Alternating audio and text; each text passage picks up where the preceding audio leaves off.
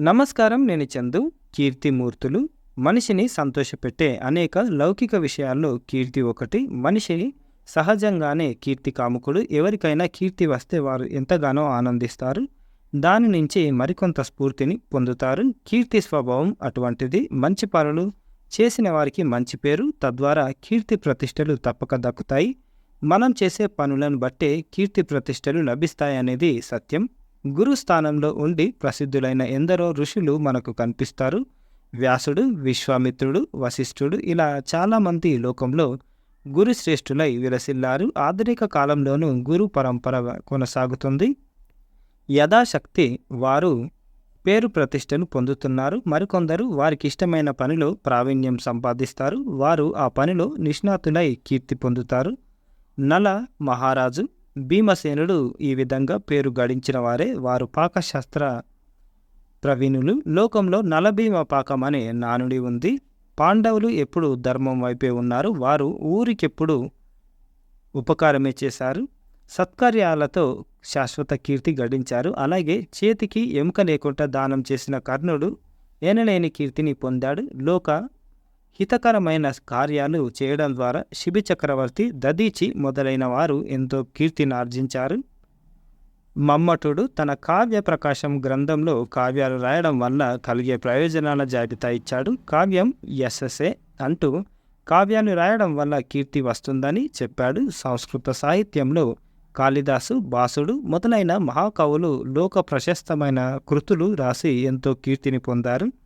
తెలుగు సాహిత్యంలో కవిత్రయం, పోతన, శ్రీనాథుడు గొప్ప గొప్ప కావ్యాలు రాసి ఘనమైన కీర్తి సంపాదించుకున్నారు.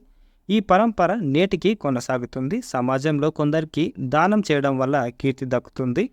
ఇంకొందరికి మంచి వ్యక్తిత్వం వల్ల పేరు ప్రఖ్యాతులు వస్తాయి. మరికొందరికి వారు చేసే సేవల ద్వారా కీర్తి ప్రతిష్టలు లభిస్తాయి. శ్రీమతి డొక్కా సీతమ్మ లాంటి వారికి అన్నదానం చేయడం వల్ల నిరుపమానమైన కీర్తి ప్రతిష్టలు లభించాయి. స్వామి వివేకానంద లాంటి వారు ఉన్నతమైన వ్యక్తిత్వం ద్వారా విశ్వవిఖ్యాత కీర్తి గడించారు. మదర్ తెరిసాకు ఆమె సేవల ద్వారా ఎనలేని పేరు ప్రఖ్యాతులు వచ్చాయి. సమాజంలో ఇప్పుడు ఎంతోమంది దాతృత్వం వల్ల ప్రఖ్యాతి పొందుతున్నారు.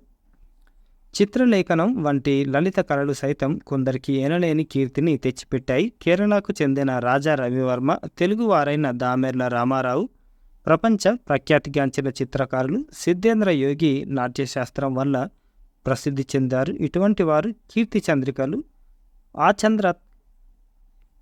ఆచంద్ర తారార్కం ప్రకాశిస్తుంటాయి. అయితే సమాజం ఎప్పుడూ ఒకటి గమనించాలి. ఇంతమంది మహానుభావులు ఆయా రంగాల్లో అంతటి విజయాలు సాధించింది కేవలం కీర్తి ప్రతిష్టలు పొందాలని కాదు.